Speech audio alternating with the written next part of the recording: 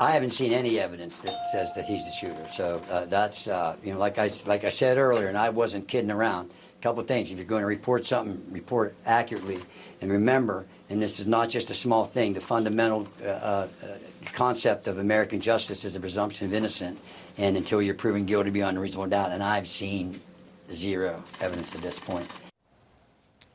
So joining me now for more, senior judicial analyst Judge Andrew Napolitano. I know you are itching to talk about this. What do you make of his comments? Well, he has a great track record of defending high-profile crimes of violence, and he has an excellent reputation. But let's face it, the evidence of his client's guilt is overwhelming. He is technically correct. There's no evidence that he's the shooter. We haven't yet seen the forensics from the ghost gun. Honestly, I have a lot of familiarity with weapons from testimony in my courtroom, but I have no familiarity with ghost guns. When I was on the bench, ghost guns didn't exist, so I don't know actually what kind of markings they leave. But it seems that the manifesto and the behavior after the crime is almost a confession. It's almost as if he wanted to be caught. He wants to make this statement. He wants to convey this message. Why the extradition fight? Who knows? Yeah. The only issue in extradition is, are you Luigi Mangione? Not are you guilty, but are you the same person that the state of New York has filed a criminal complaint against? The answer is clearly yes to that. But it's not going to take 2 minutes. It's going to take 4 or 5 months to get to that yes. You make such a good point that it seems like he wanted to be caught because he was found with, I think, $8,000 in cash on him. He also had foreign currency on him. He had a passport on him as well. He had 5 days to flee the country, and here he is in McDonald's in Altoona, Pennsylvania, eating a hash brown. He could have taken that ghost gun and thrown it in the Hudson River, and maybe the police will find it in 10 or 15 years. Yeah.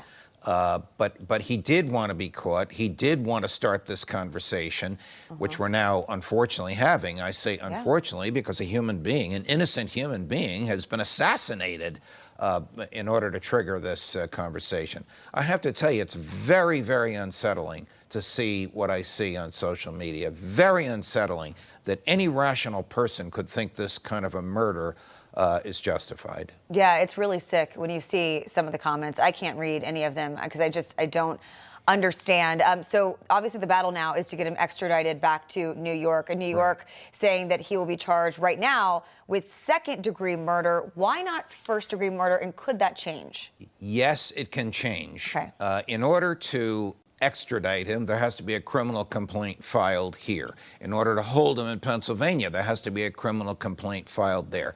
The criminal complaint in Pennsylvania said he had a gun and didn't have a license for it. He had a fake ID on him, which he passed off as legitimate. Technically a crime under Pennsylvania law.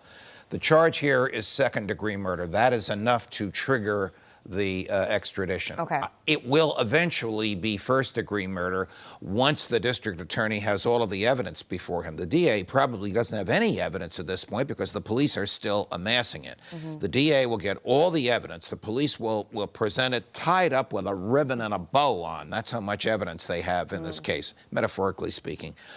Then he will choose which of that evidence to present to the grand jury. Then he'll explain to the grand jury, this is second-degree murder, intentional killing. This is first-degree murder, planned, plotting, lying in wait for your victim. Right. Which is it here? The grand jury will probably vote. All this isn't secret, it's a grand jury. Will probably vote first-degree murder, and that's what he'll be charged on.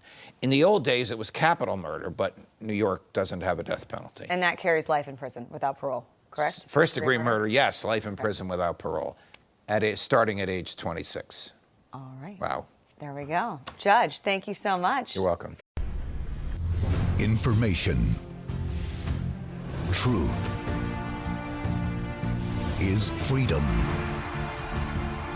Is Newsmax. It's real news for real people.